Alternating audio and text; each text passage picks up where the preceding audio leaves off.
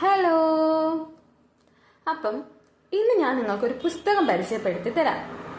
ഞങ്ങളിവിടെ പഠിക്കുന്നത്, ഞാൻ PSC പഠിക്കുന്നത് ഒരു ലൈബ്രറിയിൽ ഇരുന്നിട്ടാണ്. അപ്പോൾ ഈ ലൈബ്രറിയിൽ ഇഷ്ടംപോലെ പുസ്തകങ്ങളുണ്ട്.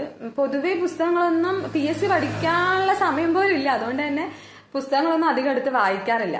അപ്പൊ ഞാനിങ്ങനെ ജസ്റ്റ് ബോറടിക്കുന്ന സമയത്ത് നമ്മളെല്ലാവരും ലൈബ്രറിയിൽ പോയിട്ട് ഇങ്ങനെ ഓരോരോ പുസ്തകങ്ങളൊക്കെ എടുത്ത് ഇങ്ങനെ അതിന്റെ ആമുഖം അങ്ങനെയുള്ളതൊക്കെ ഇങ്ങനെ എടുത്ത് നോക്കാറുണ്ട്. അപ്പൊ അങ്ങനെ എന്റെ കണ്ണിൽ പെട്ടൊരു പുസ്തകമാണ് ഖദീജ എന്ന് പറഞ്ഞിട്ടൊരു പുസ്തകം. ഖദീജ, ഇത് നസീഫ് കലയത്ത് എഴുതിയിട്ടുള്ള ഒരു പുസ്തകമാണ്.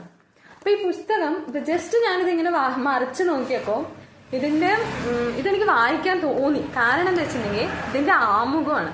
ഇതിന്റെ ആമുഖം സൂപ്പറായിട്ട് ഇതിന്റെ ആമുഖം എഴുതിയിട്ടുണ്ട്. ഇതിന്റെ ആമുഖത്തിലെ ഓരോ സെന്റൻസും നമ്മളെ ചിന്തിപ്പിക്കുന്ന ഓരോ സെന്റൻസാണ്. ശരിക്കും ഞാൻ ഈ പുസ്തകം വായിച്ചിട്ടില്ല, ഞാൻ വായിക്കാൻ പോകുന്നതേ ഉള്ളൂ. അപ്പൊ ഈ പുസ്തകം ഞാൻ ഇന്ന് വായിക്കാൻ വേണ്ടി എടുത്തതാണ്. ശരിക്കും ഇതിന്റെ ആമുഖം നല്ല സൂപ്പറായിട്ട് എഴുതിയിട്ടുണ്ട്.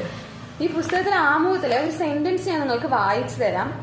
സ്നേഹിക്കാൻ പറ്റുന്ന മനുഷ്യരാണ് ഈ ലോകത്ത് ജീവിക്കാൻ മറ്റെന്തിനേക്കാളും ആവശ്യം.